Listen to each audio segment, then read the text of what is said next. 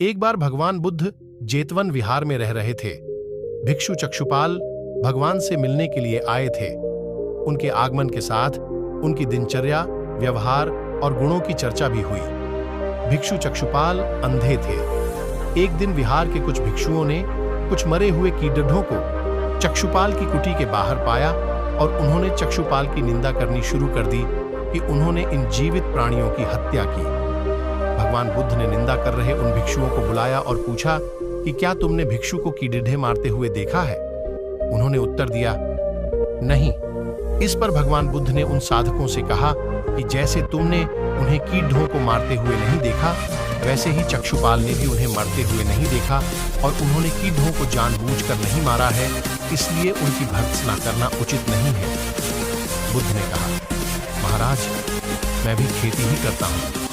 इस पर किसान को जिज्ञासा हुई और वह बोला, मैं न तो तुम्हारे पास हल देखता हूँ, ना बैल और ना ही खेती का स्थल।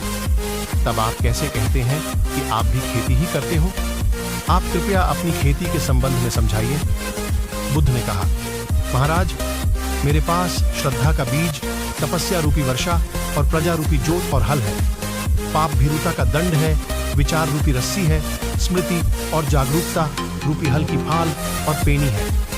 मैं वचन और कर्म में संयत रहता हूँ। मैं अपनी इस खेती को बेकार घास से मुक्त रखता हूँ और आनंद की फसल काट लेने तक प्रयत्नशील रहने वाला हूँ। अप्रमाद मेरा बैल है, जो बाधाएं देखकर भी पीछे मुंह नहीं मोड़ता है। वह मुझे सीधा शांति धाम तक ले जाता है। इस प्रकार मैं अमृत की खेती करता हूँ।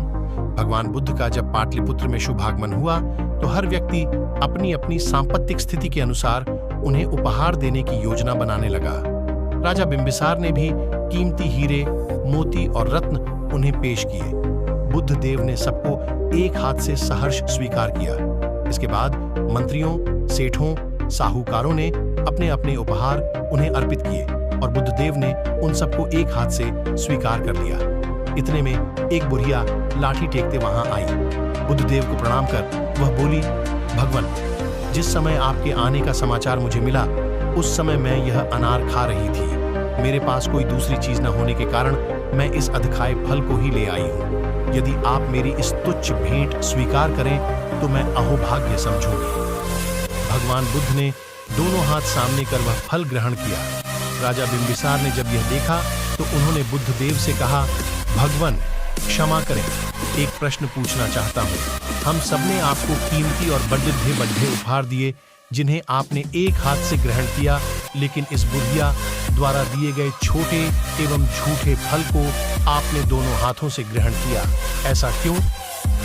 यह सुन बुद्ध देव मुस्कुराए और बोले, राजन, आप सबने अवश्य